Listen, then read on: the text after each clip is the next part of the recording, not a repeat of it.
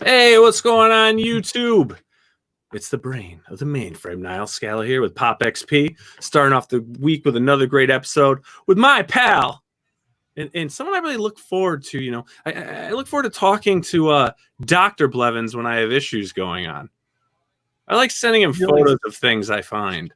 Man, it's been a very interesting day. So I'm just like laying down, watching Sesame Street Follow That Bird from 1985. Love that bird. Just trying to watch it because I never watched it as a kid. Just trying to see, how many people there really are in Ohio, and and yeah, my messenger just starts going off, and got a couple of people sending me some questions, which, to any of the people that are in the chat that have sent me these, please, I'm not going to say your name or anything, but as I've already told you, I'm actually not a real doctor. I don't know why I'm laughing, because it shouldn't even be that funny, but I'm not a real doctor. You're not a real doctor? I do appreciate all the messages that I have received asking if I could help you out with your medical issues. And some of the pictures were maybe a little above my above like what I would normally receive in my messages. But to the 18 people that sent me messages asking about my my medical career and asking if I can help them. I'm not a real doctor. That's disappointing. That's disappointing. Yeah, they call it. Yeah. Dr. I guess that first examination is actually our first date now. This is horrible. Yeah. I mean, I'm glad everything was okay. How you doing tonight, sir? Man, I'm doing great. Doing great. I think it's pretty insane that we have three big projects today. Yes. But 4 creators. What? Mind blown. We went from a triple threat to a quadruple threat. We got a great night tonight for you, everyone. This is, Tuesday night, crowdfunding night. We're going to be kicking it off with Tyler Chin Tanner with Maybe Someday. And then we're going to have Matt Schoor on with Moby Dick.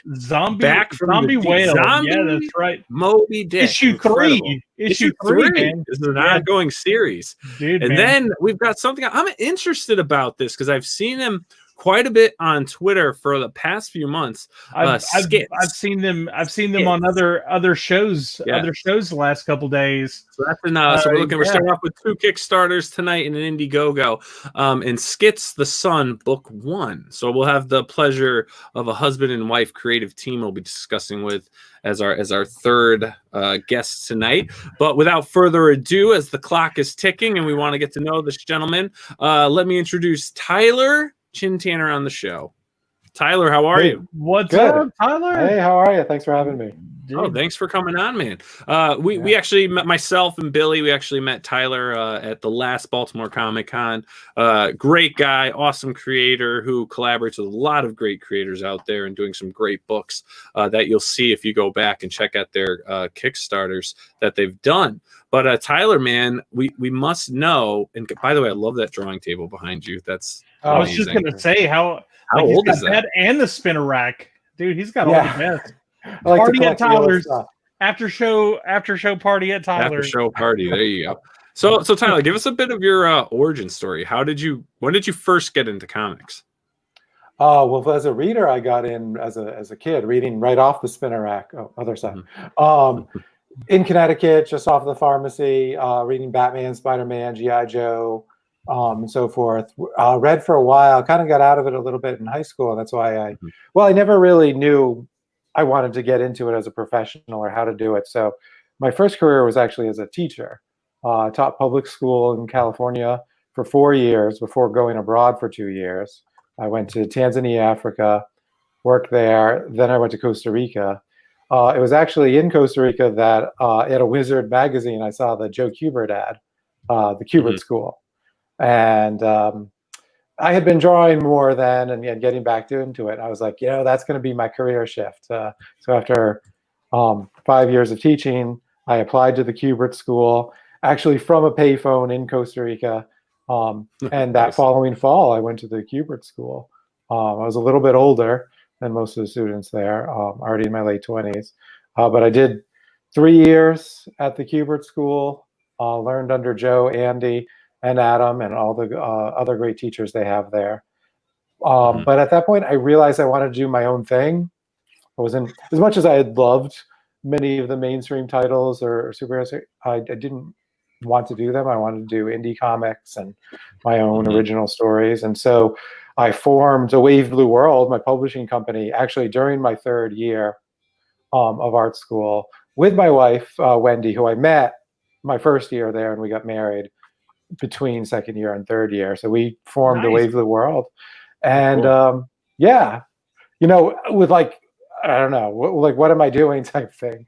That was a big leap there. But I mean, regardless, it's a climb to get into the industry one way or the other. So I was like, oh, we went out on our own, and I did my first series, which was Adrenaline. And it took me about 3 years to complete the first series. So it was quite a, you know, big learning curve. Took my time, just slowly got into it. And for a while, I was just doing like our own in-house title, like an indie, you know, project. But it was actually through like Kickstarter and digital that I started doing anthologies and working with different creators and doing these things. And thankfully, some of them liked the experience and started approaching me about publishing some creator-owned work. Not to mention, I met more artists that would draw a series that I was writing. So I kind of opened it up a little bit more. We're still a very small publisher. We just do a handful of titles, some creator-owned, some in-house, some anthologies, which again keeps kind of the flow of like the new blood coming in, but also a chance to work with veterans because we try to mix it up. And yeah, that's just sort of where I'm at now, is kind of having fun, trying to balance it all, do a bunch of unique projects, and bring some great, you know, comics into the world. Now, who inspired you, though? I mean, let me rephrase the question. Now, you went. You're an artist. You're a writer. I mean, what came first? Yeah, when I first, I just wanted to do it all. I don't know. Maybe that shows you how little I knew about the craft. I just wanted to make my own comics, and just maybe I even imagined myself doing the colors and the letters as well. But I didn't really progress. I didn't really know how to do it until I went to the Kubert School, and I did. I learned to draw as best I could. They even had like lettering classes and some coloring and some painting. But once you're out in the world doing it, you know, the drawing kind of takes up its own time. And I moved away from that a little bit. I still like to draw as like a hobby, do some sketches and books every once in a while. But for the most part, I've been focusing on publishing and writing. Yeah. Now, who's inspired you as an author? You know, when I was younger, I liked the ElfQuest quite a bit. So Wendy and Richard Pinney were inspirations, and they were doing their own thing. Just like the Turtles, like I started reading that when I was a kid. That independent comic came out. So those are some of the independent ones. There was also like, I don't know, the Year One and Born Again, so Mazzucchelli and Frank Miller. I followed those into Ann Nesenti's run and Jim Starlin. I read the X-Men, so Claremont and Art Adams. I've got a pretty broad. I was reading a lot of different things: DC, Marvel, Independence.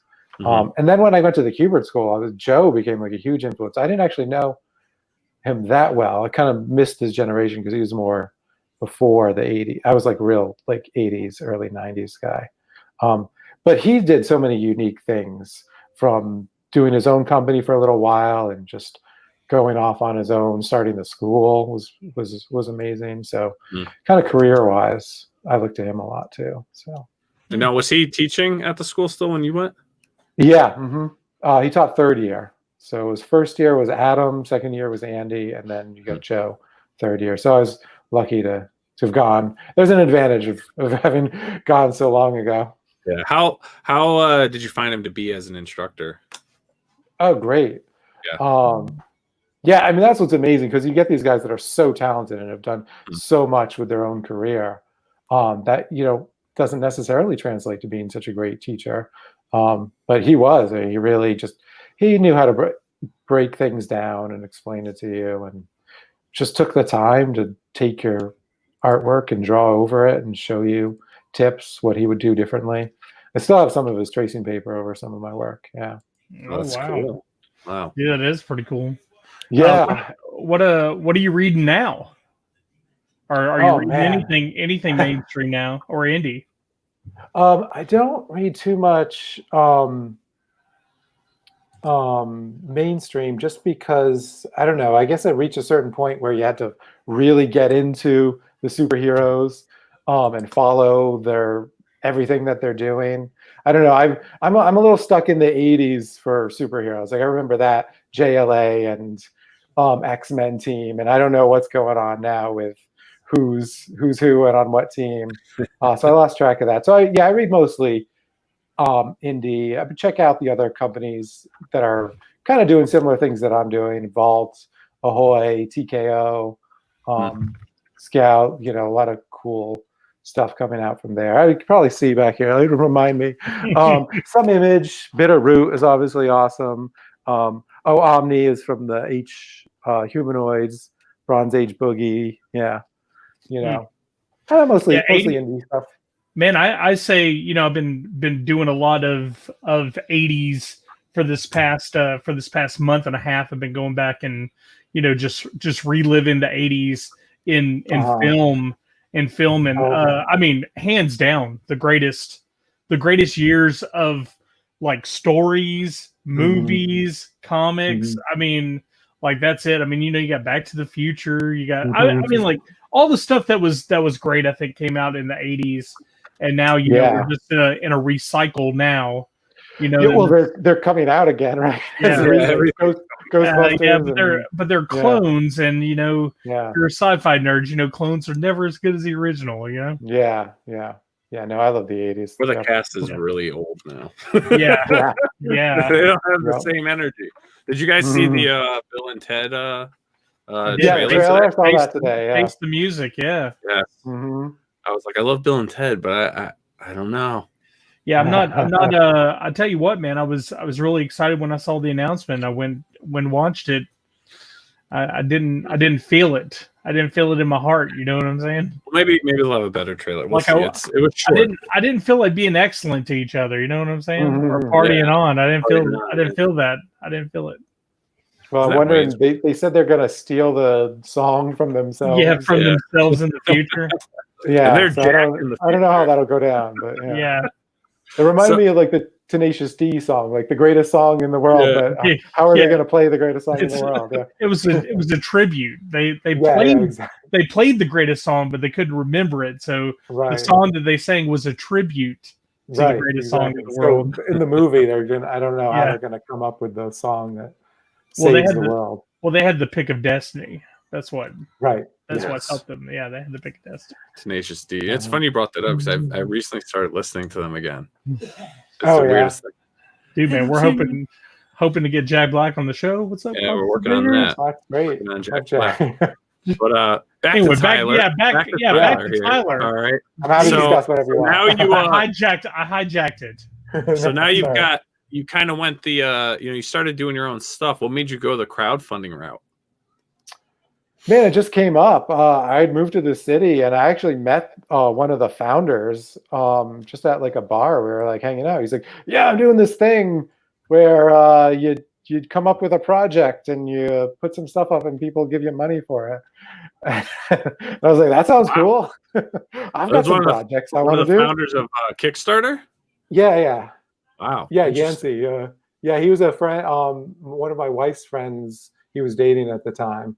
And we were just hanging out, and so he told me about it, and I'm like, oh, it's okay. So I tried it. I didn't succeed the first time because I didn't know what I was doing. I wasn't even on social media at that time.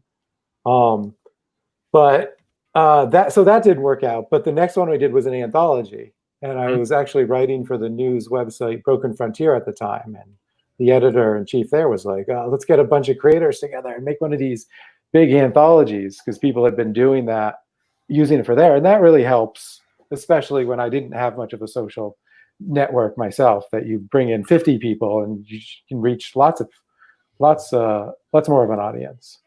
So that's really how I got to do it. And that's what I've done since, is just anthologies. We're on our 6th anthology now. And I'm not like super on this. Like, I'm a lot better at social media now, but you know, I'm not great at it. So it's good to just be part of this big group that kind of chats about it. Mm-hmm. Oh, yeah. That's crazy. So all your books then are they all anthologies? All the ones that I've funded through Kickstarter. So, you know, I'll publish creator-owned books or my own stuff throughout the year, but then there'll be that one title that's an anthology that we crowdfunded. So I don't use it for the majority of my output. It's just one of the 8 books, 6 to 8 books that year. Very cool. And now currently you have Maybe Someday up on Kickstarter, and you guys have 22 days to go. You're 428 backers, and you're a little more than halfway funded.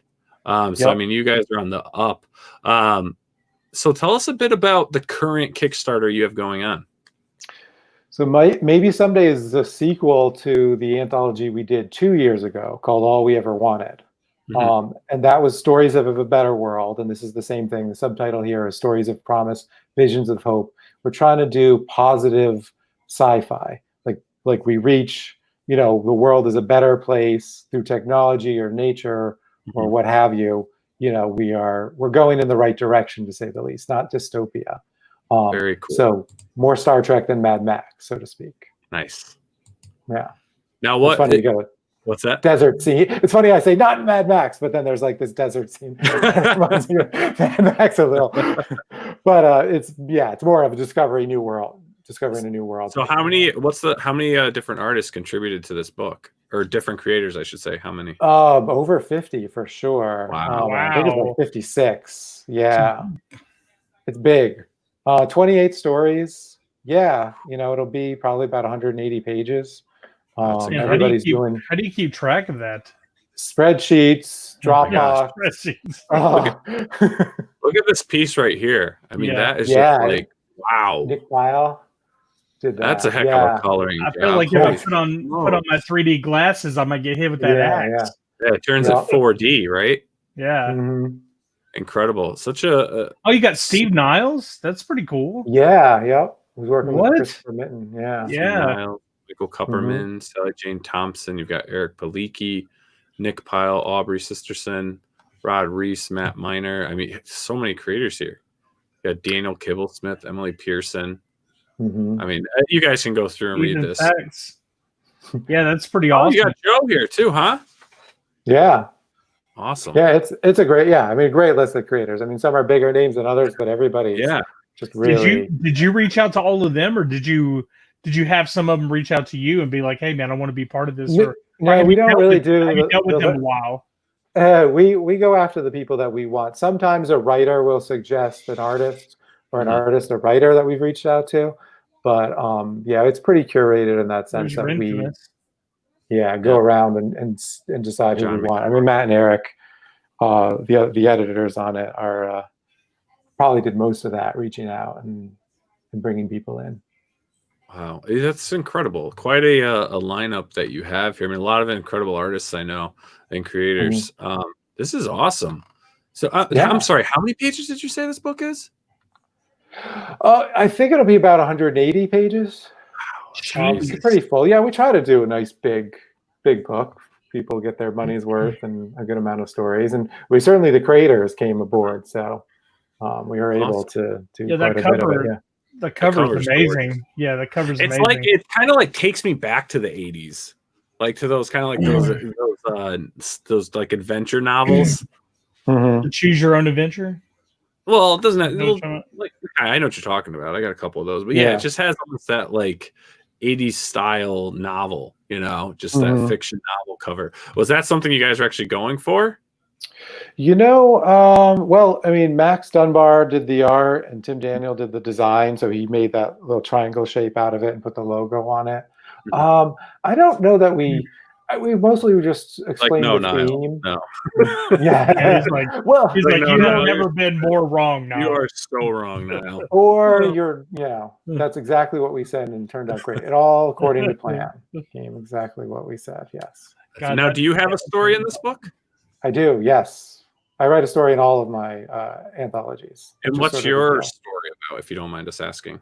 So actually, because I mentioned this was a sequel to All We Ever Wanted, and since the only returning creators are the three editors, Matt, Eric, and myself, I actually did a sequel to my story in All We Ever Wanted. So I've got the only sequel in the sequel. The concept is called 17 Souls. It's about a future that's pretty much resolved all of the problems, hunger, disease, they've all been solved. And they've also invented time travel.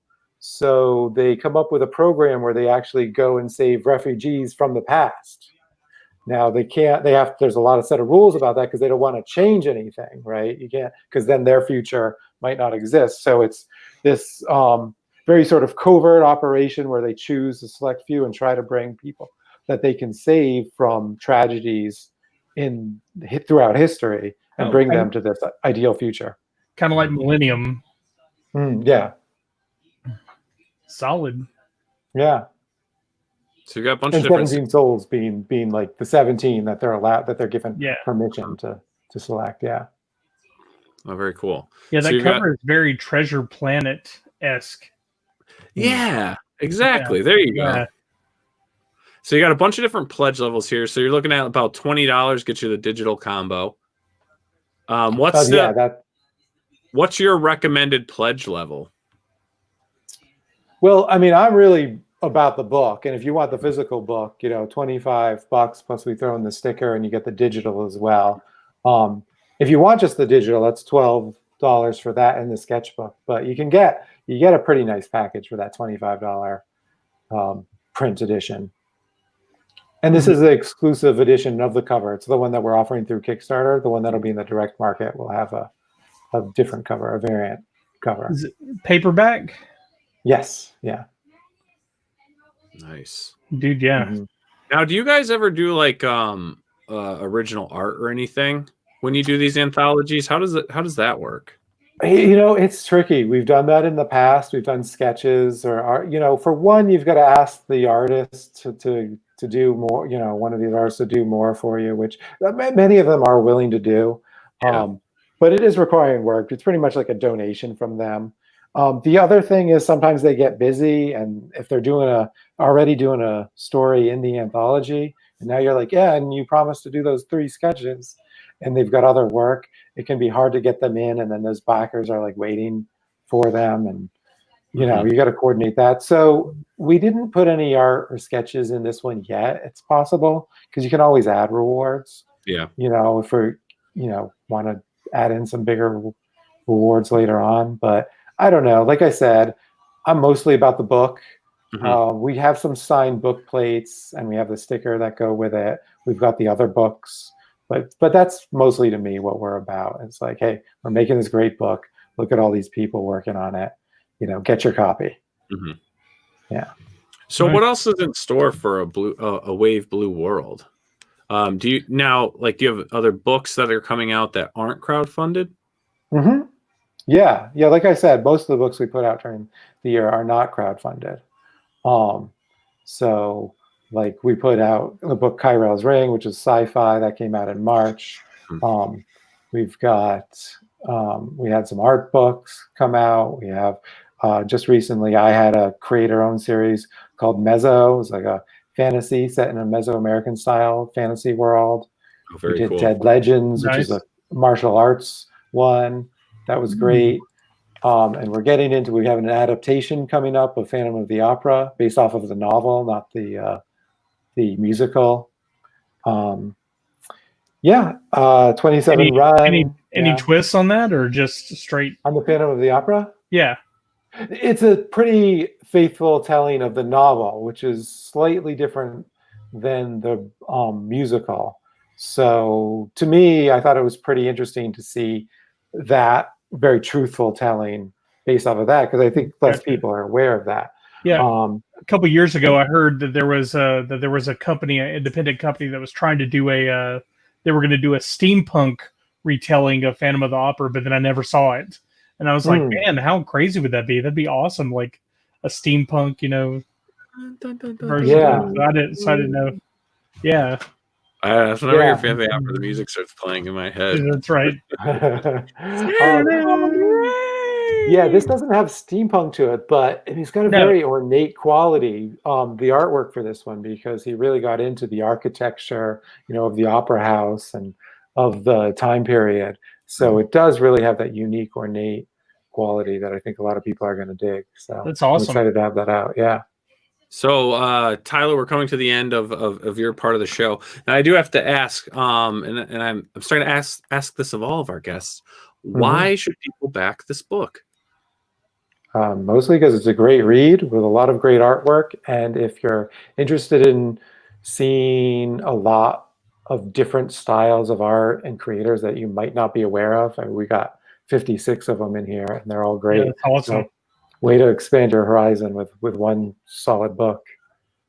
Incredible. Yeah. Now I have to ask. So when you do conventions, are you getting? Well, yeah, right. This year's kind of not for a while, but yeah, not this year. Not this year. Yeah. In the past, and hopefully in the future, when you're doing your conventions, do you select a handful of these creators to come be at the booth with you? Well, if they're there. I usually don't tell creators whether they're going to go to a show or not, but well, do you invite them? Or? I don't really invite them. Right? I don't know. I mean, if they're going to the show, I kind of let them decide that themselves. I mean, a lot of these are big trips, so like if we were at Emerald City, there's usually like 20-something creators, and so we do end up having these big signings. I take pictures of them, put them on social media. Sometimes we're stuffing like 20 creators behind my medium-sized booth behind one table. Sometimes, like New York Comic Con, I didn't have a very big booth, and all these creators sign and hand the book back to the guy. Yeah, exactly. And there's people like out in the halls, like I'm like, oh, that person down there is signing too. So yeah, that's another great thing about doing the anthologies is when you have a convention and a bunch of creators, we all get together and have a blast signing the book and getting them out to more readers. Awesome. Dude, that's awesome. Well, we wish you the best of luck. We'll continue sharing the book through our channel. One thing I'd love to do is I always love playing the Kickstarter Indiegogo videos. Definitely. So if you don't mind, we're going to check out your campaign video for Maybe Someday. Yeah. I'll get to see the rest of my family.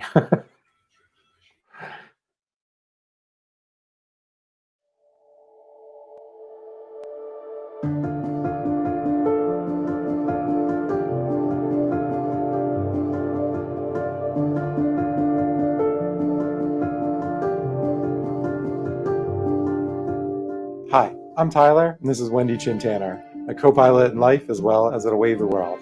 And this is our littlest one, Lucy. We're here in quarantine, making the best of it, to bring you our latest anthology, Maybe Someday, the sequel to All We Ever Wanted. Comics have always been at the forefront of imagining how the world can be. Now, more than ever, we need stories of hope to remind us that a brighter future is possible. Joining us once again are editors Matt Miner and Eric Palicki, who've assembled a team of creators who are as talented and diverse as those who appeared in All We Ever Wanted. Ah, the drinks are here.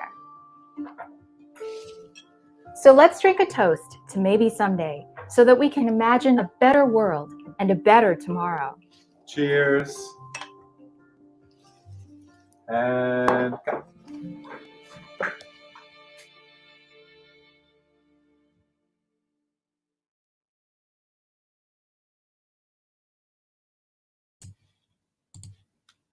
Awesome. That art, the art you guys have in that book is incredible. And we didn't have a drink to cheers it. Dude, I want to make an observation, man. Your wife has an incredible voice for advertising. Like, Yeah, she does. like man, like that is insane. Like I got chill bumps. I know you can't see them, but I got chill bumps when she started talking. I was like, man, that's like straight out of a commercial. Like, wow, we'll get on some more video. Yeah, that tone, that's like that, that cherry tone, that level that gives you the chill bumps. Anyway, the chill bumps. Yeah, nice. Yeah, man, the goosebumps. She does that to me all the time. Yeah, dude, I got goosebumps. Oh, hey now. When she started talking, I was like, oh God, chill bumps. Like, She's got that selling voice, man. Yeah, no doubt. All right, Tyler, thank you so much for coming on. We'll Hey, continue to thanks for share having everyone out me. there as well. Help, spread the word of Maybe Sunday. There's 22 days to go. They're more than halfway to their goal. Let's help them get there. An anthology book with over 50 different creators in this book. Unbelievable. So Well, if you want to open your eyes to some new stuff, 1% for each creator right now. there you are. They're 1%, 58% of the goal. 58 That's creators. There you go. So everyone, if you can, please help share it on your Facebook, Instagram, Twitter, anything you can do to help fellow indie creators out. And Tyler, thank you again so much for coming on. It's been a pleasure Definitely. to finally talk to you again. Yeah. It's been a while, almost a year now. But again, congratulations with your past books. I know you'll do great with this book, and hopefully we'll have you back on soon. Sounds great. Thanks so much Have for a having great me. night. Thank you. See you later. Man, great. That's incredible. Over 50 different creators. Yeah, dude. I guess that's actually pretty cool for like one of the biggest things about these Kickstarters, Indiegogos, is it takes a while for them to get the book done. Yeah. Because most of the time they only have 1 or 2 creators. But I guess if you have 50 people doing 2 pages, like it could be done pretty quick. Yeah. And man, that cover was incredible, man. Cover's freaking awesome. I'd love I want a print of that hanging in my studio. Yeah, no doubt. But that book looks great. Definitely check it out, because that's another way to find out. There's so many other great creators out there. A lot of people kind of put themselves into these little baskets, but really get out there and see who's creating and what's being created out there. And that's what's great about Kickstarters and Indiegogos, because you're actually getting to see these artists putting out what they love, their passion projects, things that they're in control of, and that's what makes it so great. And speaking of great, we got another awesome guest upcoming tonight. With such a cool concept, and I got to find out how this all happened. So tonight, now we have our next guest is Matt Schoor. That's right, Matt. Welcome to the show. What's up, Matt? Hi guys, thanks for having me. Hey, thanks for coming on. Yeah, it's definitely. Pleasure to have you here. You have an interesting concept, which I love when I saw it. And but first, we need to get to know Matt. So Matt, please tell us your origin story. How did you get into this silly world of comic books? Probably started when I was roughly 10 years old, somewhere in that area. I discovered the Death of Superman comic, which anybody who was around back then probably knows what an enormous deal that was. It was. I read that thinking how cool it was going to be to see the Man of Steel die. And when it was over with, I was heartbroken. So I kept reading until he came back. And basically, I've been reading ever since. Cool. Nice. So now let me ask you, though, you started off reading comics at a younger age. What actually made you finally say, I'm going to create comics? Okay. I've been writing since I could do it. Since I started learning how to read and write in grade school, I started writing stories. There's actually a picture of me at like 7 or 8 years old on vacation in Florida, and I'm writing stories on a paper towel about sharks attacking people. So you can see the trajectory of my life very early on. So I was already doing stories, and as I got a love for comics, the more I read them, the more I wanted to write them. And the reality was, for me, I'm not really a superhero storyteller. I certainly love superhero stories. I'm a huge fan of Superman, but it's just not, when I tell stories, that's not me. Mine are dark, twisted, or just weird. And so that's that part of way where this goofy little idea came from, about a zombified version of Moby Dick in modern times. Now I'm going to go off topic for a second, because you said you're a huge fan of Superman, and you still are. And, I've seen things in the past couple of years kind of saying that, and I want your opinion on this. I'm curious, as a fan of Superman, that they say that his character isn't really relevant anymore. I've never agreed with that. They've been saying that since I was 10 years old, and some people say that's why they killed him off. But his death at that time showed how relevant he was, because people like, when's he coming back? When's he coming back? I think the reason people say that he's not relevant is there's just an easy excuse to make, because Superman, unlike so many other characters, is difficult to write. Anybody who says he's easy is lying. He is difficult, he is challenging, but if you're not up to the challenge, don't make it his fault. Kind of accept that it is challenging, and maybe you're just not up to the task. I myself am not up to the task, so I'm not writing Superman stories. Well, I'd like to say, like, I think that initially when they did the whole death of Superman, you know, at that point he was the most powerful character that there ever was, and like, you know, anytime that Superman came around, they're like, okay, well, obviously he's gonna save the day, you know, and the killing him, you know, kind of like mortalized him, you know, like made it so that he wasn't as powerful, and then they brought him back, but he wasn't as powerful when he came back. And to your comment, Nile, like with them saying he's not relevant, over the years there's been a massive power creep in the characters they keep producing. I mean, like every time they had to produce another character that's more powerful than the next character, and oh my god, we got the greatest, most powerful character ever. That maybe at the time now, with the power creep that has, you know, gone far and beyond over the last, like, you know, 30 years, he is possibly, you know, not as relevant as he was, to the point of almost irrelevant, because he's not as powerful as other things that have came past him. You know, it's like kind of like there's always someone better than you.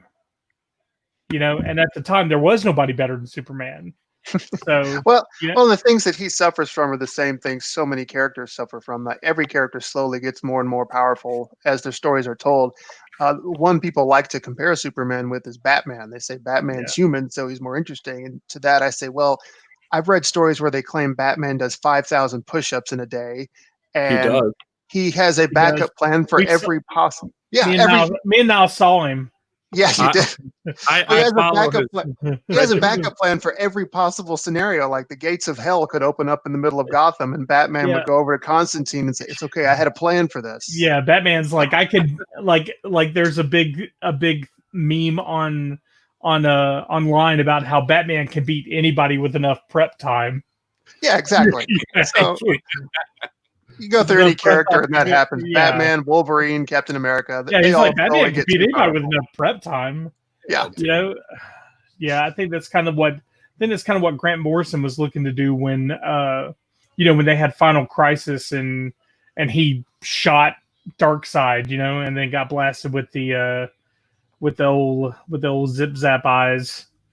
Right. Yeah, so yeah, I think, yeah.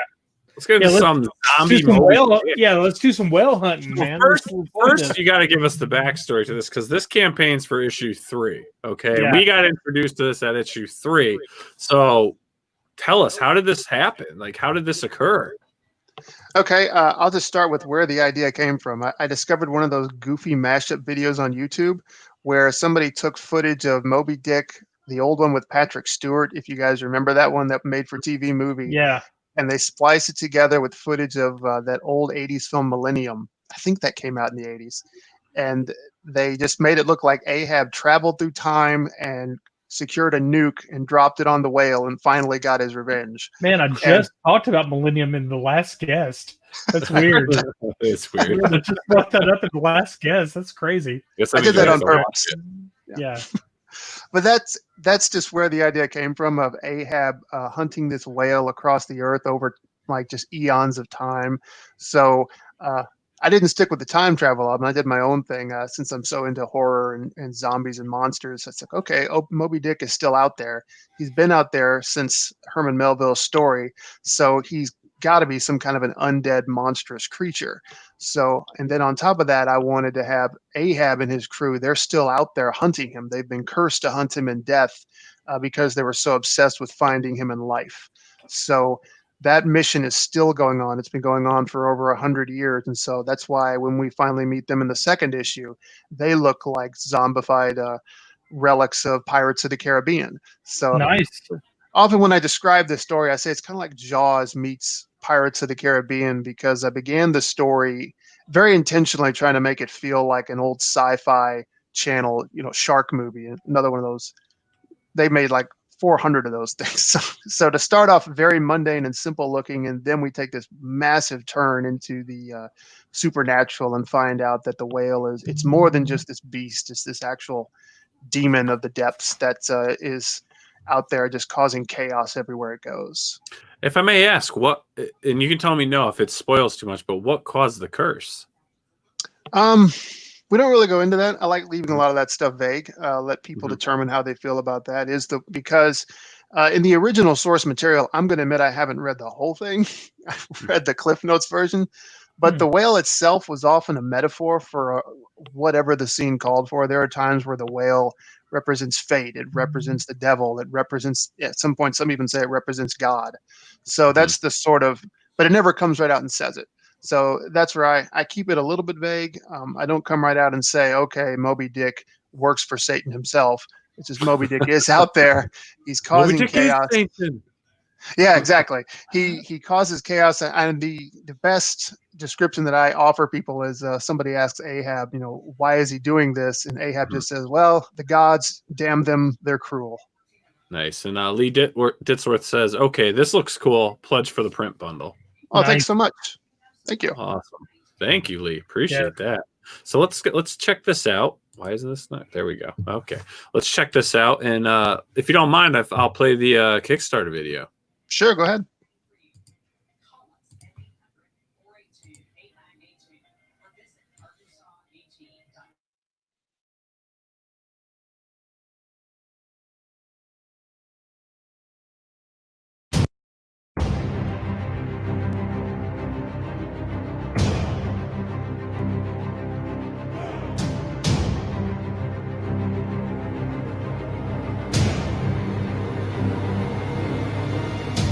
Hello, Kickstarter. We're back again for the third time.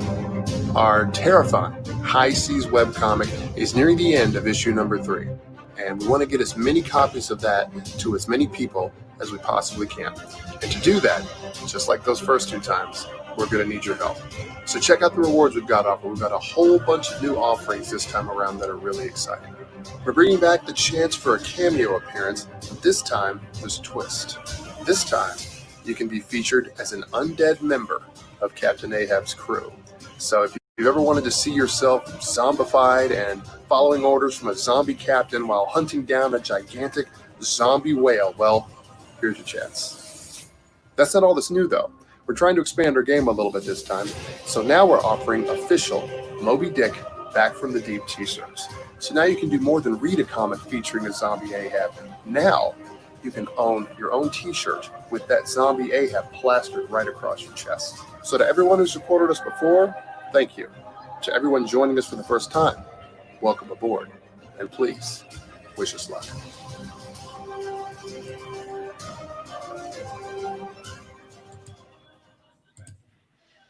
Such an awesome video.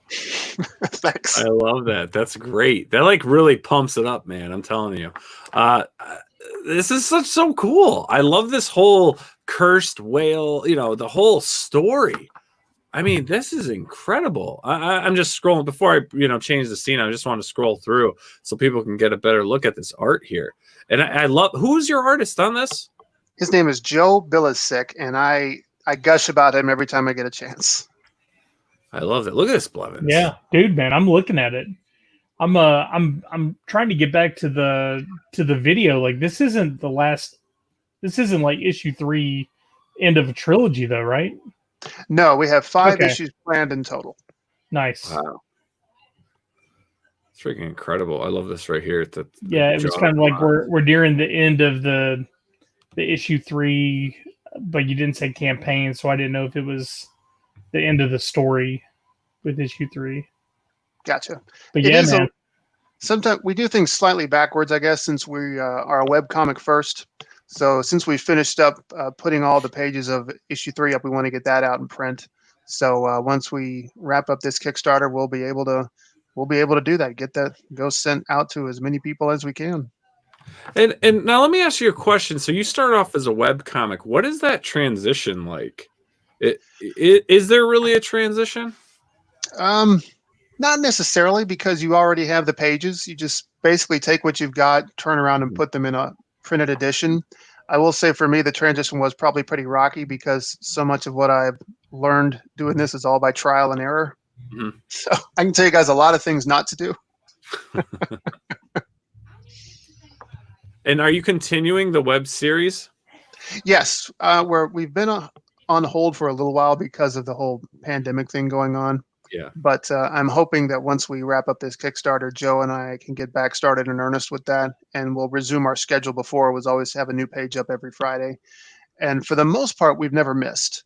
We've occasionally taken breaks in between issues. This particular break is longer than before, longer than I would like, but we're in kind of unprecedented times. Yeah. Now, is there anything else that you guys are working on? Like anything outside of Moby Dick? This is all that he and I are currently working on together. We have a possible project down the pipeline coming up, but this is the only one we're doing in earnest at the moment. Okay. Is that picture the cover? Yes, that's issue number 3. And it's color-wise as well, but the rest of the book is in black and white? Correct, yeah. Went with black and white because I just think when it comes to horror films, I grew up on Universal's, Dracula and Frankenstein, Wolfman, and I love those movies so much, and I love the black and white feel of them. I think horror really works with black and white, and I think The Walking Dead reminded us of that. Yeah, I was about to say the artwork and everything are. Yeah, the artwork and the grayscale definitely is very Walking Dead-esque. Mm-hmm. And I really liked Joe's style because it's not just photorealistic. There is a lot of he plays around a lot with the stylization of it. It reminded me a lot the first time I saw his work of Mike Mignola, in a sense. I hope I'm not overselling us by saying that, but I just really liked the sort of surreal and mythical feel that he gave to the story with his artwork. I love every single panel that he's done for me. Is all of his work digital? He has all of his work for me has been digital. I know he's done some other projects for various other people. I know he's done some work for music videos, but I couldn't give you firm details on them. No, it's cool. Yeah, no, incredible work. Yeah, really. It's funny you said that. I was thinking Mike Mignola as well when I first saw these images. Definitely has that style. And then you're the writer. Are you also the letterer? I mean, how do you guys go through your whole process? Is it just the two of you? It's just the two of us. I'm the writer. Joe does the artwork and the lettering, and then I come back and do a little bit of editing. In the early days, I had to edit a lot more than I do now. We've been doing this long enough at this point. We kind of know what we're looking for. Cool, Most of the time now, he gives me a page. I just say, "Yep, that's it." Cool. So you've met your goal. You've got 38 backers. You have 15 days to go. As always, Frank Amazing will continue to push this through our channels. And I do encourage everyone out there. I mean, this is a really cool concept. It's the art is great. The story's great. I haven't read 1 or 2 yet or 3, but from what I know about it, it sounds awesome. And I really encourage you guys to back this book. I do. I'm going to be backing this book myself tonight. Not live because you see my payment info. But now how do we get so I see you can get your different issues here. Is there a whole bundle? Yes, we have you can bundle in both digital and in print. I understand some people just want PDF copies. Obviously I recommend print. I'm a huge fan of print. But if you're new, you can get just issue number 3. You can get all 3 issues. And somebody reminded me I should also do one for 2 and 3 in case somebody missed our second one. So that's there as well. Awesome. Nice. This is cool, man. So let me ask you though, why should people back this book? Because I need you. No, because this is I like to think this is a unique story that you're not going to find anywhere else. It harkens back to those types of movies that I loved as a kid, where it was attack of the whatever monster on the whatever night, where there were no major stars in the film. The whole selling point was just how outrageous and horrifying this beast that everybody has to deal with could be. So I took that concept and I tried to really insert some interesting characters into it, so we have real people dealing with this very surreal situation. Incredible. So let me ask you, who died first? The whale or Captain Ahab? Well, according to Herman Melville, it was definitely Ahab. So what killed the whale? What indeed? Interesting. Clever. So let me, let me ask you, because we have some time left now. What are you following as far as crowdfunded books? Is there anything out there that you're following? Sure. I very recently pledged to the Dreadstar campaign by Jim Starlin. I discovered that comic. Nice. I discovered that comic a couple years ago, and I just thought, my gosh, how did I miss this thing? Because I was already a big fan of Jim Starlin's work for DC. I read his, it starred Captain Comet. It was one of those follow-ups to that 52 weekly series that they did. I wish I could remember the name of it, but I loved it so much. And there were like 2 or 3 sequels that he did I thought were great. And then I read bits and pieces of his Marvel stuff. And then I found out there's this ongoing space odyssey that guy wrote like 50 issues for. It's like, where was I for this? And how did we not hear about this? Yeah, how did we where not was hear about I? space pirates? What's up? Like, I know I'm so ashamed of myself for not knowing about it sooner, but I discovered that, and then I discovered his Kickstarter. I was like, oh, okay, yeah, I'm definitely getting that. So maybe you'll get a future. There'll be a future version of this story where you have space zombies trying to catch the space zombie whale. Just saying. Well, lock it in. Well, you certainly could. If there's one thing comics and horror do not like, it's closure. So that's right. There's always room for sequels to go on and on and on. Yeah. Cool tidbit. Our friend Jamie is the inker on Dreadstar. Oh, really? The new book, That's yeah. cool. Yes. We're actually cross your fingers because we're still working on trying to get something scheduled to get both of them on. God, dude. Oh, that'd be great. Jim Starlin and Jamie. Yeah. Unfortunately, she did contract the COVID-19 and had a hell of a time with it. And it affected some other health issues she had as well. So she's now on the mend though. And we wish her all the best and really look forward to having her on the show. She's fun to hang out with at conventions. Again, I'm saying conventions tonight, but they're just not happening this year. I mean, there's still a chance for some of them, right? They're not all canceled. I don't know, man. I don't know. We'll see. We'll see when the cold season comes again. Yeah, just like that. But hey, Matt, it was great having you on the show. Such an awesome concept, such a great book. Really, people, if you get a chance, delve into this a little deeper. Check out the webcomic. Help push this book. Help build up Moby Dick back from the deep, and just have some fun. That's what it is. It's a fun escapism book. Man, I love the idea. I love the idea behind it. It's like what did happen? Like, what is the hunt ever really over? Curious.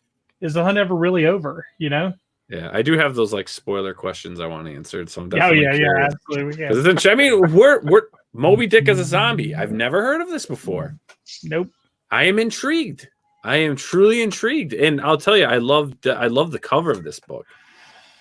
Again, a picture of the whale. I would just love to have that hanging on the wall here.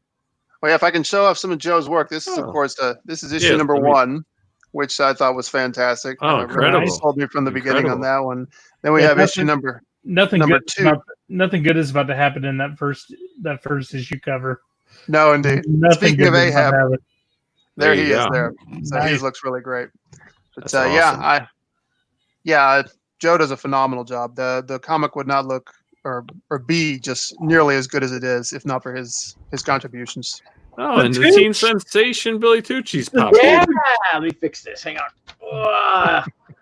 Get my better part of the studio. Hello, Tim. How are you? Sorry about the mess here. Hello, Matt. How are you, Matt? I'm good. How you doing? Oh, boys, good to see you all. What's going on, man? Prepared. We're just wrapping up with Matt here. He's got an awesome book, Moby Dick Back from the Deep. A little bit of a zombie Moby Dick. It. I just had to get this page done. And I'm almost done with it. But, what a fantastic concept, Matt. Oh, I didn't have my mic on, do I? Yeah, we hear you. We can hear you. Yeah, we hear you fine. Mic's plugged in. I think it's my camera mic. Dude, you sound fine. Yeah. What? Yeah. Should I plug my camera mic in, though, and switch to my Yeti? Whatever you like. Whatever. It's your world, Billy. We're just in it. Yeah. It's not my world. So, Matt, how many... a lot of family stuff going on today, and then I had to finish this page, so I was like, all right, let me listen. And great guests so far tonight. Yeah, I know. Awesome stuff. Now, Matt, where going with how many more issues of this book can people, if they invest in this campaign today, what could they look forward to in the future? Do you have this planned out? I do. I've scripted every single issue. I know exactly how this thing's going to end. I've got 5 issues total in mind. It does have an endpoint. No, you said it didn't. No, that doesn't mean there won't be a sequel. You never know. But this particular story, it definitely ends with issue 5. All right, and then I have to ask, after Moby Dick, is there a passion project? Something else in the works? Sure, I've got all kinds of other things I do. I also have young readers books that I write. One of the latest ones I did was my first attempt at science fiction called That Time I Saved the Universe. It's about a young kid who is teleported off planet and forced into this intergalactic battle to save all of existence from a gigantic black hole.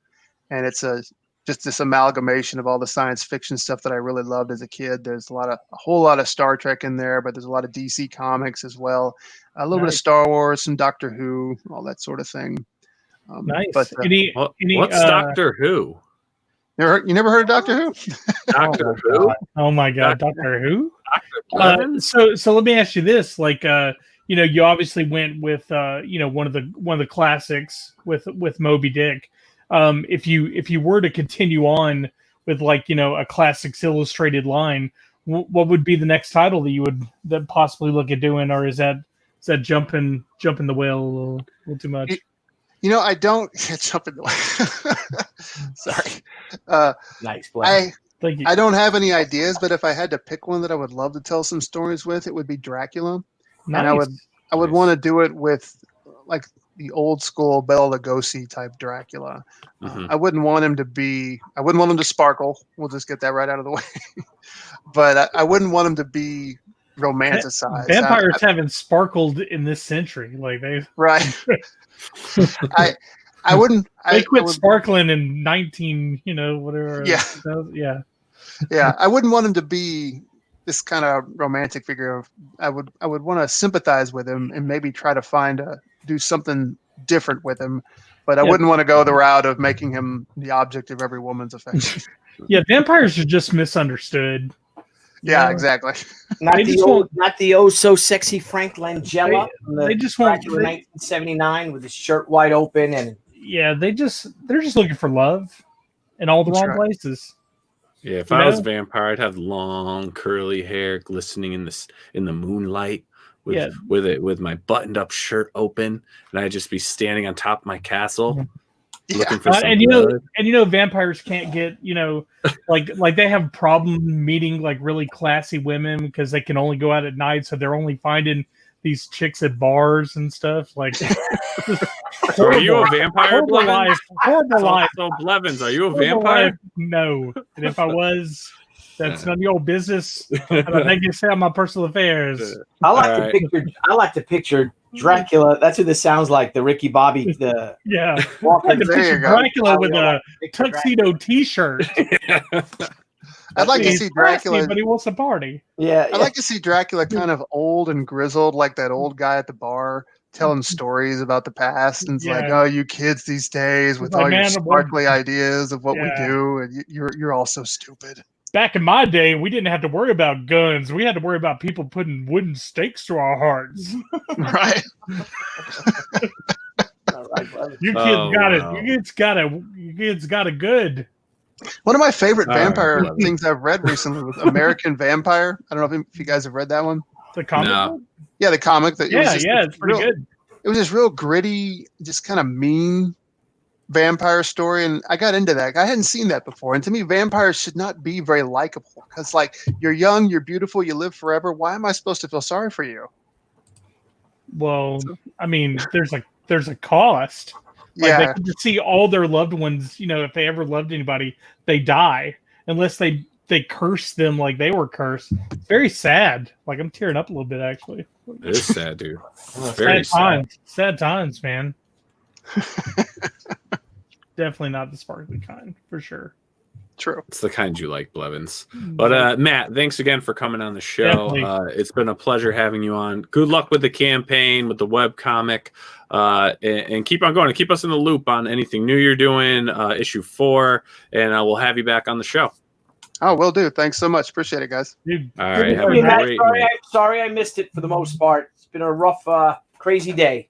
crazy day, man. You're making comics. Hey, I've living had those. the dream. Living the dream. Living the dream. All right, Matt. Have a good one. You See you too. later. Thanks. All right, gentlemen. Billy, glad to have you in the house. I'm glad you got that page done. It looks fantastic because I got that little camera I keep in your studio. Don't worry about it. It's getting there. It's getting there. I'm just figuring what I should do.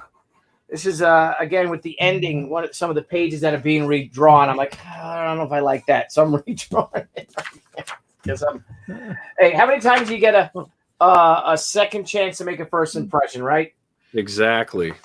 And speaking of first impressions, we have a dream team tonight. Team SKITS. Welcome. Nice. What's going on? What's going on in the place, man? Here we are. We're having a great time, man. Just sitting, chilling on the street. Yes. It is fun. It is exciting. It is great to be here. Thanks for having us. You see, I got to wrangle him in. Wrangle him in. Wrangle. Tie him up. And yes, I am the brown sugar vampire. That's right. So, yes.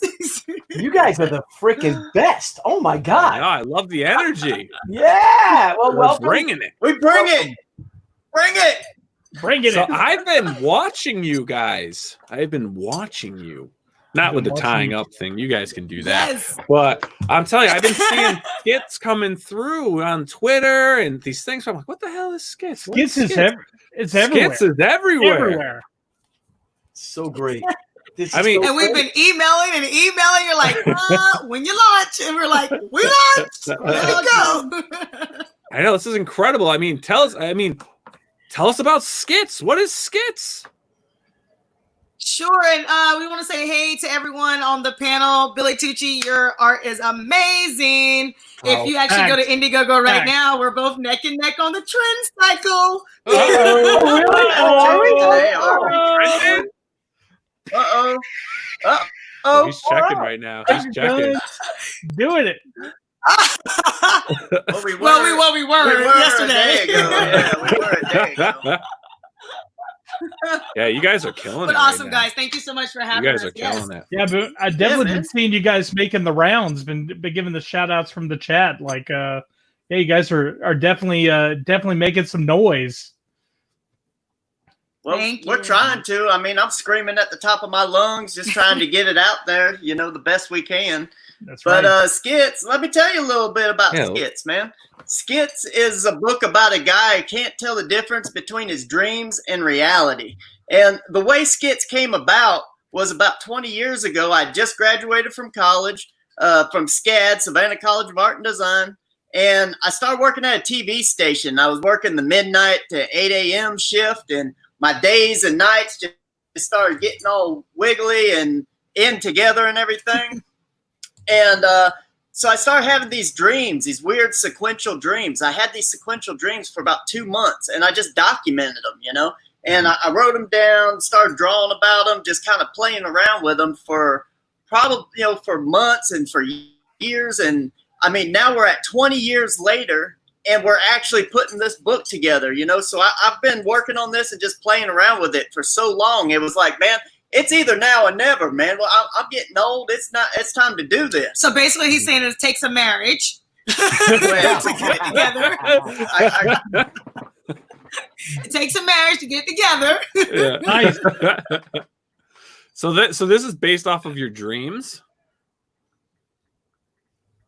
Skits? Yeah. Like I was saying, I had these sequential dreams, and what had ended up happening is I was just like, wow, day after day they would pick up where the night before they had left off. So I just started Crazy. rolling with it, So That's crazy. yeah. So you I've just never had had a that. I've And never I'm had the a opposite. sequential I'm an dream. insomniac. So it's all I'm with stuck you. in a dream journal. You kept a dream journal. I take it. Is that what happened?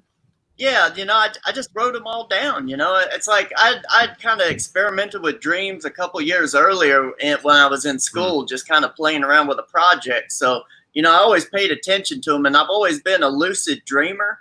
So I've always known that I'm dreaming. I can wake myself up out of my dreams, but I had never had sequential dreams, you know. Yeah. That's crazy. So, I want Michael, some when sequential you're dreaming dreams.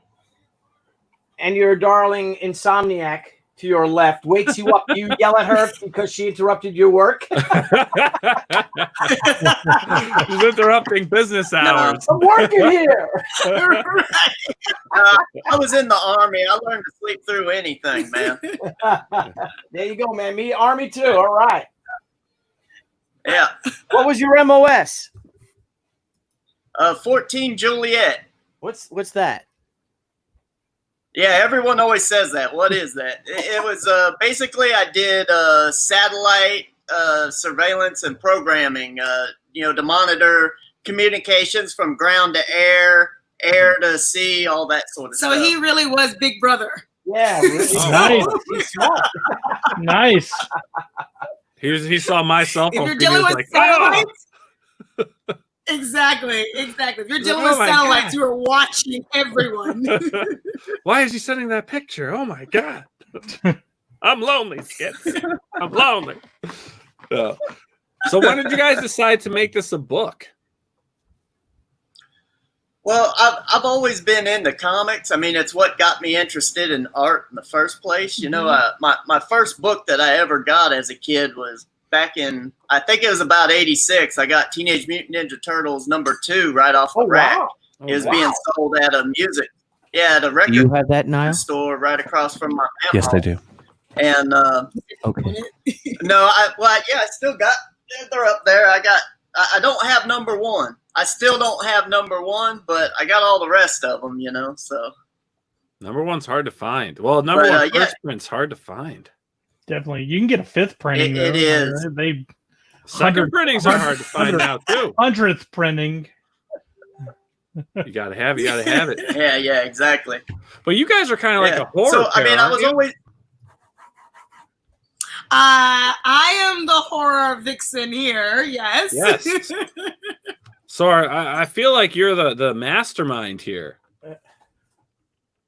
of getting all this created. So, Well, again, it takes a marriage to get it together. But no, I've been out in LA until we recently got married and came to where we are now, secret bat location. But I've been in the biz, and so I know what it takes for like marketing and things. And, you know, we've talked about it before about getting his book out. And I was like, well, let's strategize. Let's have these little team meetings, you know, and let's just do it. You know, the time is right. There's like now these social media platforms. There's people who are really interested. There's newbies out there. And I'm sorry, my husband's art is really good. So it's just, you know? Well, here's the thing. Like, I tried to do this probably about 12 years ago. But back then, there wasn't Kickstarter. There wasn't, there was barely Twitter. You know, there wasn't anywhere to really get your stuff out there. It's just like a couple of forums on some websites and stuff like that if you wanted to do it independently. But now with everything going on with Indiegogo, Kickstarter, all that, it's like, now's the time. Get it out there. It's like, let's just kind of see what happens. Let's make the best product we can and see what people think. Yeah. Now, since you're it's your first time crowdfunding a comic, did you guys just going in on your own, like, all right, we're going to just do this and figure it out? Or did you kind of reach out to other creators that have done it? We did it all. I did some crowdfunding previously for my horror production, and they're in the chat. Hey, Verse Films, thank you so much. Yes, I do employ people. Yes. But and that was over at Kickstarter, and then when we got together, Indiegogo was the thing. You know, a little bit more eyes for the comic industry, and then we learned, you know, more, you know, into this. Of course, building relationships on other channels. Like, hey. We learn what not to do. Yeah. And then we learn what to do by not doing what they didn't do, if that makes any sense. So, but we're still trying.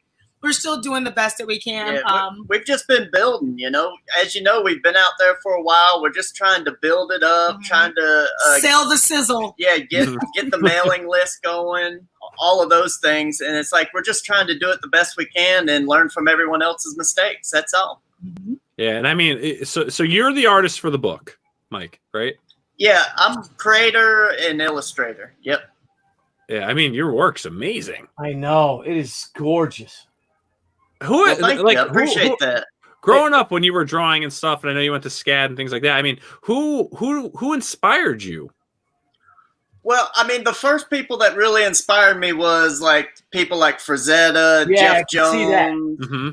Yeah, you know, like Bernie Wrightson, Michael Kaluta, you know, that sort of thing. And then as I got into the 80s and 90s, you start getting people like Kent Williams, Dave McKean, Ashley Wood, John J. Muth. I mean, those are the people that I really enjoy. You know, and we got Kent Williams. I know.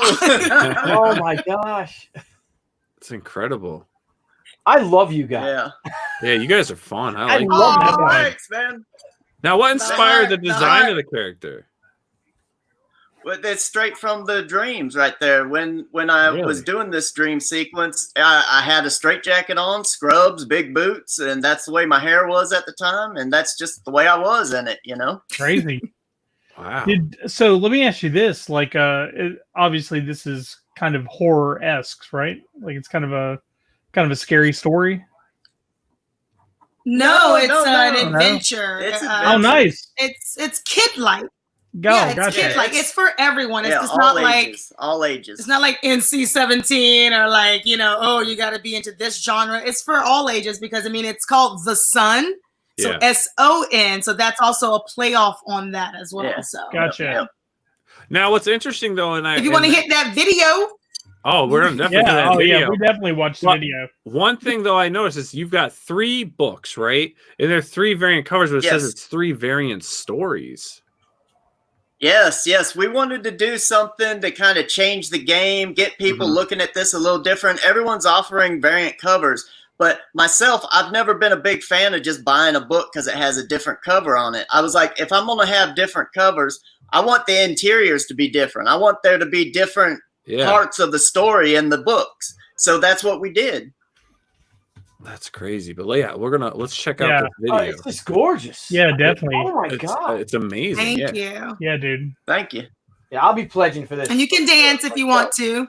Uh-oh. You can safety dance. Did you just Can we safety leave- dance? can we You leave just our pulled friends- that safety dance reference? Leave our friends behind. All right, let's play that. I mean, I don't have any friends that don't dance, so You don't left- dance. I left them all behind. Who Dude, you I dance all the time, man. Dance for.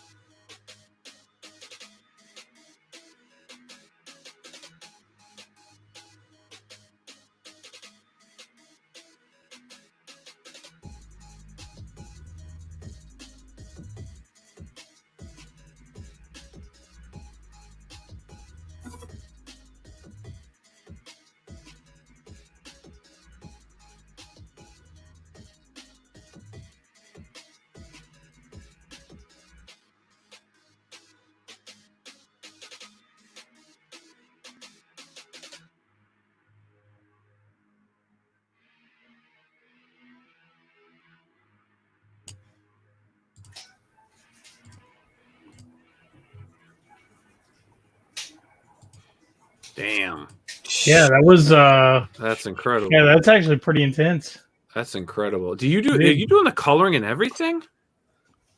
Yeah, I do everything. I write it, creator, colorist, everything. But I'm not just a random black girl. No, I am the editor and Whoa. co-writer. Thank you. Yes.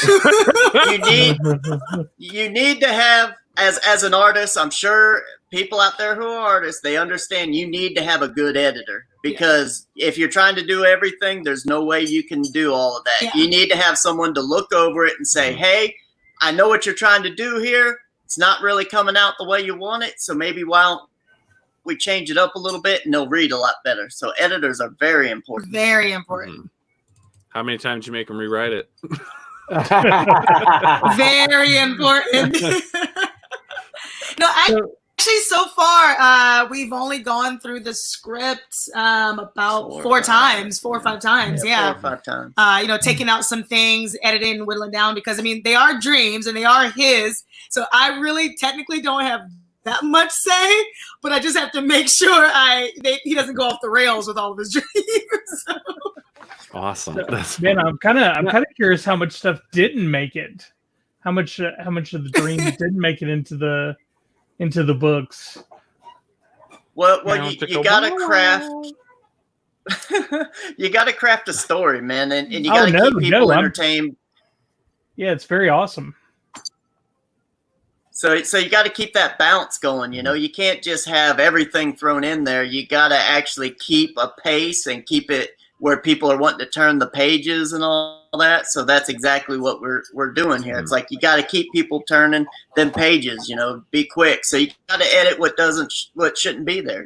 Yeah. Now, how many adventures are you looking at? Like, because you have the 3 books, but each book, how many different adventures is he going in? As his mental state is changing.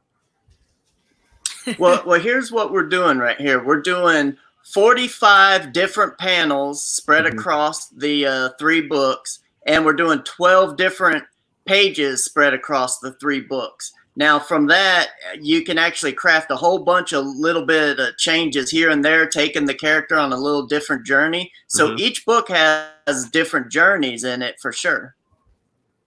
Oh, very cool. This is really cool, man. So your page 12 can be different. Oh, I'm sorry. Oh, I got you. That's cool. Yeah, that's very unique. Jeez, Schorr, dang. I love this. Thank you, which is why you have to get the 3-book journey. Yeah.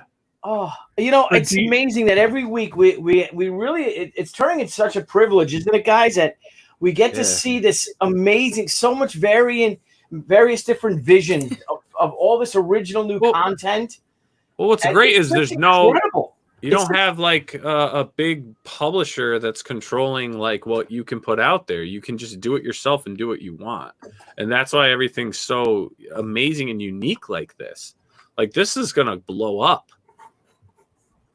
I really think this is going to blow up. Oh yeah, we're praying. We had a great successful weekend on our opening weekend. So we're praying that it continues on because we really want to get this in the hands of everyone, and like we said before, it's 3-book journey. That's our featured tier. Yeah. And what's nice about that is if you get all 3, then you complete that journey. But if you can't, you can read one as a standalone. So again, like I said, your page 12 can be different from Billy's page 12, which can be different from Blevins' page 12, but you each are on a journey. But if you got all 3, you'll be like, oh, I see where he went. Okay, I see you, Billy. I see where you went. Herrenberg's question of you, did you see that? The last I'll post this up here. Yeah. Since it's back your own adventure, is it possible to just buy one and still get the whole gist of the story? Yes. All right, there's your answer. Now there you go. Now, Carchenah, did I say your name right? Did I pronounce it right? Carchenah. Yes, you were close. Can you tell us some more about yourself? Because with your background, I think it really adds to this book. Well, aside from being a crazy woman as well, basically I did a lot of stuff just coming out the gate with my acting. Like I graduated, got my MFA. My first job was modeling for Mattel, so I had my own Barbie doll. And that was the first thing out the gate. Not that I'm a Barbie fan. Yes. That's okay. You still can pick me up. I am a collector's edition. That's okay. So from there, did Broadway, and then went straight out to LA. And I've been very blessed in the business, both behind the scenes as well as on screen. And I'm here now in the comics industry, which my first couple of comics, when I grew up, my cousins, I kind of grew up like more of like the term, the tomboy, because I'm an only child. So my first was heavy metal. That was the first comics that I read. My cousin had them, and read those. Of course, X-Men, at Garbage Pail Kids. So I was into everything. Nice. So I've always had a love of comics. Yeah. Now, are you currently reading anything today? Are you still like into comics as far as like besides making your own now? Are you still into what's being published out there? Yes, shameless plug. If you come to my Come Get Some, which is my show on SKITS Comic, I do comic reviews from everyone, from indie to unpublished to webs, all the way down to the big guys that are out there. I do a lot of stuff. What's piquing my interest right now is our friend Rodney Barnes for Philadelphia. Mm-hmm. He is killing it. Jason Sean Alexander. So that's a great one to pick up and read. Very cool. If you can get out the house order. Awesome. No, plug if you want. Yeah, plug your show. Get it out there. We'll even get a link to it into the description of the show. We'll add it in. Oh, thanks. Well, it's at the same at SKITS Comic. SKITS Comic on YouTube. I just have my show. Just come get some, and then he has his SKITS Funhouse because you can't have the fun without skits. So that's right. Right. And that this is like one of the best shows we've ever had. I'm sorry, you guys are just phenomenal. I love having you guys on. Hey, Lee Ditzworth, if I did get the Barbie, of course I would want to get it autographed. I know. Who is it? What's going on, dude? What a silly question is that? That's silliness. Really? Absolute silliness. So how did you make? What's this mask made of? It's fiberglass. Oh wow! Nice. And what are the? I just made a mold. That's all it is. I just made a mold, and then I sewed the. I got some the hair plastic sewn onto it, and some paper and stuff for the hair. Yeah, it's all part. It's all part of the story. The hair, it's pretty awesome. It is. It's awesome. You got this. You got the actual jacket. I mean, that's even a. Did I see that right? Was that a leather? It's a real straight jacket. Yeah. But I mean, you have a. Yeah, there it is, right there. Where does one get a straight jacket? Yes. Amazon. We know some people. Let's put it that way. No. We know the real deal. Yeah. I mean, if you what's the stuff out there, and it's like, well, we got the real deal. Most of that stuff out there is just costume junk. Mm-hmm. Yeah, I mean, you're not somebody if you don't have a straight jacket guy. That's right. Hey, I need a straight jacket. Yes, tell us about the straight jacket. Well, I guess I got my first straitjacket when I was in high school. I had a friend of mine who just was like, hey, Mike, you need to have a straitjacket. You should wear this at Halloween. So she gave it to me, and then I brought it back after Halloween. She's like, no, I gave it to you. You can keep it. I was like, well, sweet, man. And I've been collecting them ever since. Nice. Oh, so you collect straitjackets? Yeah. I got a pile of them. He collects crazy. Yes. What's your oldest straitjacket? Yeah.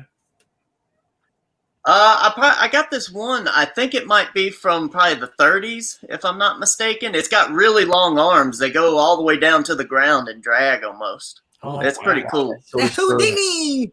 I was gonna say it's like some Harry basically on this basically on the straitjacket strap tier.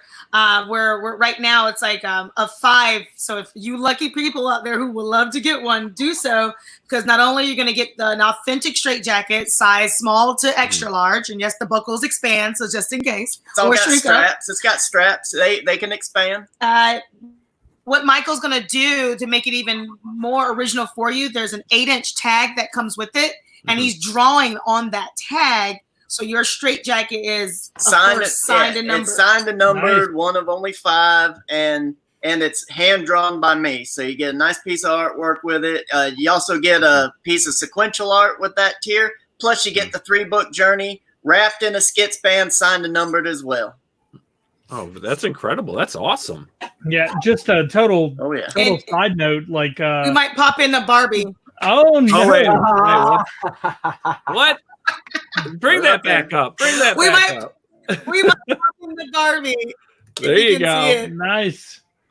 Wow. Yeah, the Golden Pawn, like the pawn shop from Pawn Stars, they actually bought one of Houdini's straitjackets not too terribly long ago. And oh nice. Last I saw, they still have it for sale. So there you go. You could actually own Oh, a real Houdini it's trade nice. jacket. Or you You could, gotta sell a lot We of got to books. see. Yeah, it's like I think they want like $25,000 for it or something. That's crazy. Yeah, it's insane. The Well, I actually got to producers see bought it, or one of them. That's awesome at the Magic Castle in LA. Nice. You went to the If Magic you've Castle? been out to LA before, yeah, Yeah. it's like the secret knock knock wink wink. You got to know someone to get in there, and Yeah, so I got a couple of friends like, oh, we'll go to the some- Magic Castle, and in my trips, I've never gone there, but I just look at it forlornly when I. Is that at Disneyland? No, that's a 33 Club. That's No, Club 33. Yeah. You been there? Yeah, wrong Magic Castle. Wrong Magic You're Castle. thinking Magic Kingdom, not Magic Castle. Just call me. Just call me. I'll look it up. Awesome. Well, yeah, guys, this is incredible. This is Yeah. awesome. This, from all the bits and pieces that you guys have been doing, promoting. Geez, what's been like a few months now? A couple months. You guys have been promoting stuff on Twitter and seeing things. I mean, this came out incredible. Everything you've presented is just Thank you. gorgeous. Absolutely gorgeous. I'm really curious. I mean, do you you guys plan on like doing do you have other characters in work, like other stories? Like, you're kind of like, entering the realm of comics with skits. Well, here's the deal. Like, SKITS is this is just book 1 of 6. So we got a few more of these to do. It's actually a pretty long story arc, but you can read the first one just as a standalone. You don't have to get the others if you don't want to. But once you read this, we guarantee you're gonna want to come back for more, because we got all sorts of stuff happening in these stories right here. That's incredible. Now, how far along are you guys at it? I mean, if you're gonna do 6 books or 6, campaigns with books, how far along are you guys? Is it all written? Yes, it's all Yes, written, yes. already scripted and written. We just have to do the art for everything. So. Yeah. Awesome. Now, and for backers who back this book today and they go throughout the campaign, when is your goal to get the book in people's hands? It's going to be April of next year is the date that we put down. But of course, what we did, because we learned from other people, is I took how much time I believe it's going to take to do it, and then I times it times 3. So, just to make sure that, multiply by 3, just to make sure That's like getting that cold it's actually bumps, Blevins. It's definitely the rule. Definitely the rule of 3 applies here. Yes. Yes. But it'll probably come out well before then. But we got to cover our butts, and we want to make sure that we, send it out on time according to the campaign. But we just need to give ourselves that buffer, because who knows what's happening in this day of viruses and everything else, so we just got to put it out there. Well, very cool. And we'll continue we're pushing also, this. Thank you so much. And we're also newbies, and we understand people, they have that, like, I don't want to touch that Doritos Locos. I know the fiery chip. I know about the Dorito, but they're scared. They're scared to touch it. No. But once they have it, they're like, oh, this is good. Well, also for people out there that wonder about that sort of thing, it's like, I have done books before. I've done 7 floppies before. So, I mean, I'm not exactly completely new to this. I've actually done this, and I'm also from the industry. I've been doing concept art, illustration, product development for 20 years since I graduated from school. So, I mean, I got plenty of background. I mean, I worked for McFarlane for a few years working on his toy line. Oh, cool. And, Nice.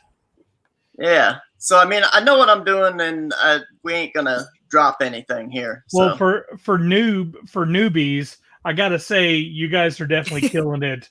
Like, you definitely are doing some season pro stuff. Like I said, we see you guys coming in with the full energy, hitting all the shows, making yourself known and heard. And man, it's gonna be awesome. Shit, Thank you so much. What, you started this at a 30-day campaign?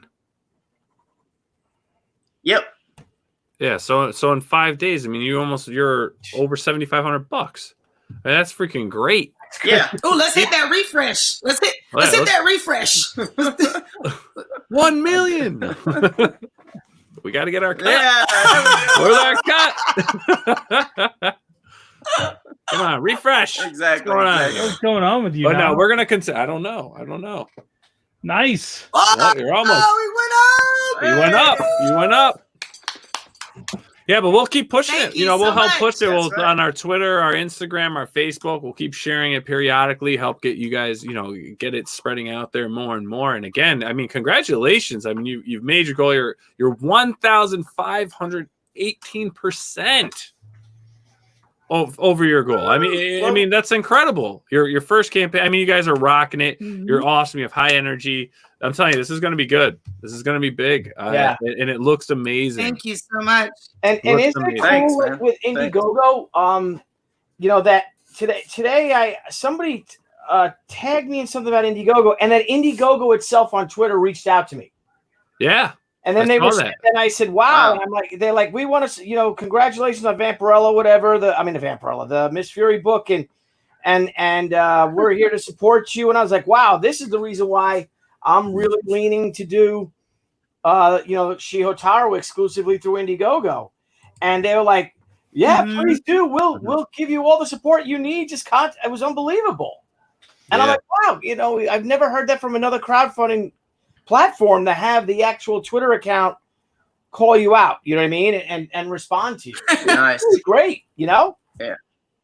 Awesome. Fantastic. They really embrace the indie comic scene and the crowdfunding stuff. They really have. Yeah, they wanted to add a teen. They wanted to add a teen sensation to their portfolio. Thank you. You should see his new cover. I just ordered his I just ordered his like that.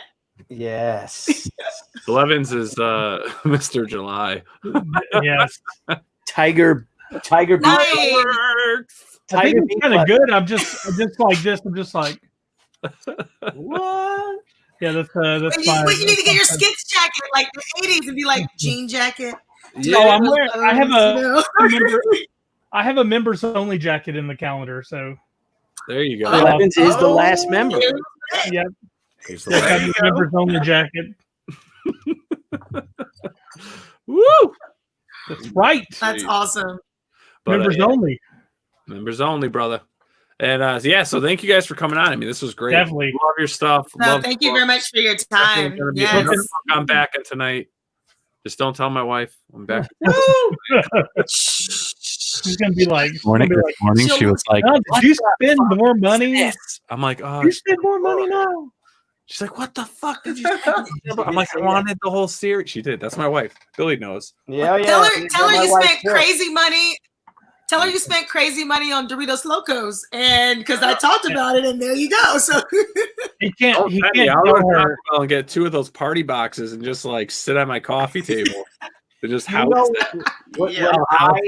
when I pledge, I usually hit I automatically blow past the first pledge, and I go to like the second or third, like the quickest ones, just so I could click on it before Debbie finds out that I did it.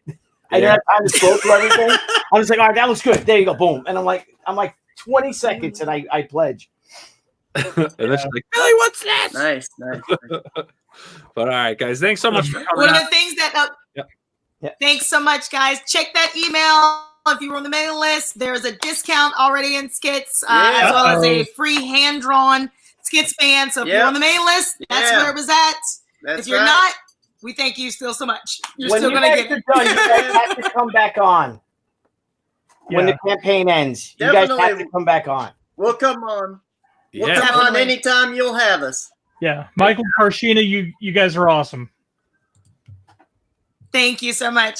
Great Enjoy your night, guys. Mwah. Barbie says bye. Good to see you guys. Yeah. You guys are awesome. Love it.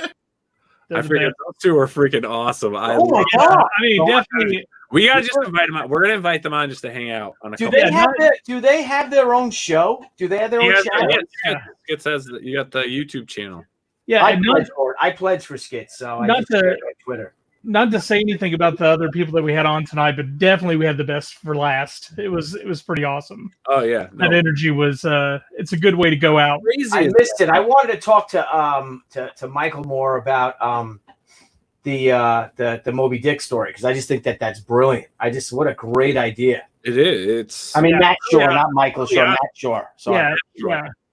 Yeah, it's really out of the box on that, with his whole concept. But back to SKITS. I mean, think about that, right? You're having sequential dreams for a said period of time that he actually then started to log, right? Kept them for so many years and then finally adapted his personal dreams into this book. Well, you know, we didn't even ask if they ever quit. Like, what if he's still having them? Like, we didn't even get to ask. We got to call him back. Oh my God, yeah, call him up. Call him back up. on, Skits. Skits. Are you still having the dreams? And we need to know. Is that questions we have to answer tonight. What's that? We just call him Skits whenever he's on, just talking. Yeah. Skits, hey, what's up, Skits? What's up, Skits? Like, you gave yourself a nickname, bro. Great show to start the week. And I mean, tomorrow night, you know, we've got the great Graham Nolan. We'll be chatting with him about his book, The Chinu. It's Graham Nolan.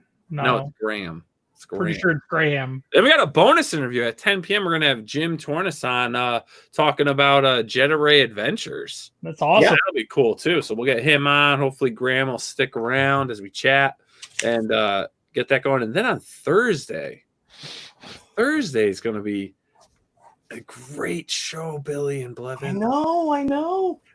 We've got Walter and Louise Simonson. Oh God, dude. Talk about a comic.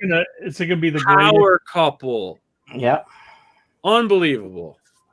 We're gonna be doing that one at 8 p.m. So just so you guys know, normally go 9 p.m. This one's gonna be at 8 p.m. Very excited. Very excited. It said he still gets the dreams. Uh-oh. What? It means it's not done. It's not over. Damn, I love them. I love those people. I do. I want to hang out with them. We gotta hang out with them at the show. Oh my gosh, man! You know, I'm so excited about the Simonsons, but I know Billy's mad at me about how much I asked him to please contact the Simonsons to see if we could get them on the show. No, I love the Simon. No, of course. I've asked you probably more than anybody else. I'm like, hey, Billy. What's up with the Simonsons? Say, Billy, what's up with the Simonsons? I know. I don't want to bother them. Hey, where are you at? What's going on with George Perez? What's up with that one? I spoke to George today.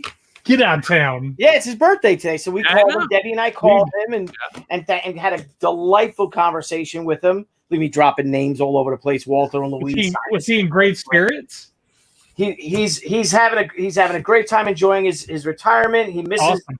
He misses the fans. He's done over the whole COVID thing. He's been drawing every day, doing sketches and commissions, and has raised over $100,000 for charities, for retailers, for his friends that are in need. He is just unbelievable. And I didn't have the heart to ask him, to be honest. What? I know. Well, I have to send him ask him on his birthday. I have to send him his certificate from the American Legion. I will ask him. I felt you don't ask for a gift on someone else's birthday, Nile. Yeah, you do. There you go. Thank you. See, gets it. Come on. You got to give one to get one, bro. Oh, dang, bro. What are you talking about? Is it business? A business. Business. Oh my God. No. I understand. It's his birthday. You don't ask someone you don't want to get birthday. Hey, what's up? Happy birthday. Can I get something from you? Thanks. Yeah. Why don't you come on my show? Oh my God, we got a great present for you. We're gonna honor you on our show. PopXP presents George Perez. And see, I could do that and we'll talk about that. It'll be a celebration of his career. We'll be honoring him. Yeah. All right, I'll do that. Like